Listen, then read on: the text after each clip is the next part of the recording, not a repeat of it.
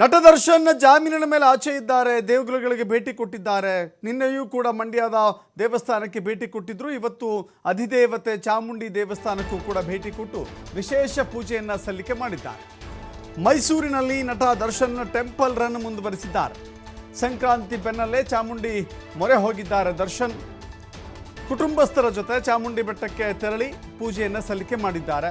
ಚಾಮುಂಡೇಶ್ವರಿಗೆ ವಿಶೇಷ ಹರಕೆಯನ್ನು ಕಟ್ಟಿಕೊಂಡಿದ್ದಾರೆ. ದರ್ಶನ್ ಪತ್ನಿ ವಿಜಯಲಕ್ಷ್ಮಿ ಹಾಗೂ ಸ್ನೇಹಿತರ ಜೊತೆ ಭೇಟಿ ಕೊಟ್ಟಿದ್ದಾರೆ.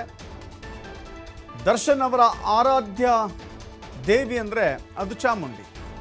ದರ್ಶನ್ ಅವರಿಗೆ ಸಂಕಷ್ಟ ಬಂದಾಗಲೂ ಕೂಡ ಅವರ ಪತ್ನಿ ವಿಜಯಲಕ್ಷ್ಮಿ ಮೈಸೂರಿನ ಚಾಮುಂಡೇಶ್ವರಿ ದೇವಸ್ಥಾನಕ್ಕೆ ಭೇಟಿ ಕೊಟ್ಟು ಚಾಮುಂಡಿಗೆ ಹರಕೆಯನ್ನು ಕಟ್ಟಿಕೊಂಡಿದ್ರು.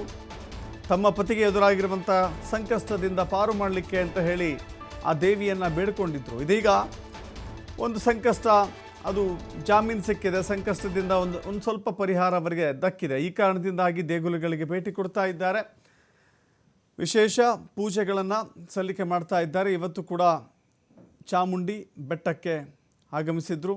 ಅವರ ಜೊತೆ ಅನೇಕ ಸ್ನೇಹಿತರಿದ್ದಾರೆ, ಅಭಿಮಾನಿಗಳಿದ್ದಾರೆ, ಜೊತೆಗೆ ಕುಟುಂಬಸ್ಥರು ಕೂಡ ಇದ್ದಾರೆ. ದೇವಿಗೆ ಪೂಜೆಯನ್ನು ಸಲ್ಲಿಕೆ ಮಾಡಿದ್ದಾರೆ. ತಮಗೆ ಬಂದಿರುವಂಥ ಸಂಕಷ್ಟಗಳನ್ನು ದೂರ ಮಾಡುವಂತ ಹೇಳಿ ಆ ತಾಯಿಯಲ್ಲಿ ಪ್ರಾರ್ಥನೆ ಮಾಡಿದ್ದಾರೆ.